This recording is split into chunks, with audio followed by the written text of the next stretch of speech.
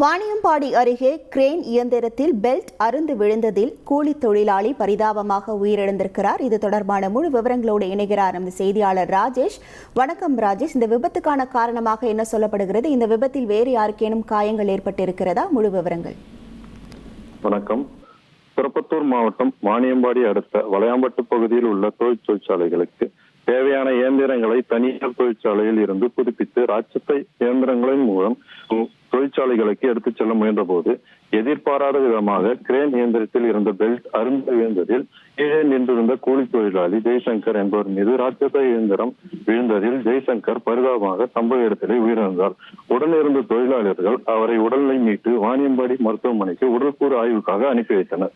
இந்த விபத்து குறித்து வாணியம்பாடி கிராம காவல்துறையினர் விசாரணை மேற்கொண்டு வருகின்றனர். உங்கள் முழு விவரங்களுக்கு நன்றி ராஜேஷ். செய்திகளை உடனுக்குடன் தெரிந்து கொள்ள உடனே சப்ஸ்கிரைப் பண்ணுங்க.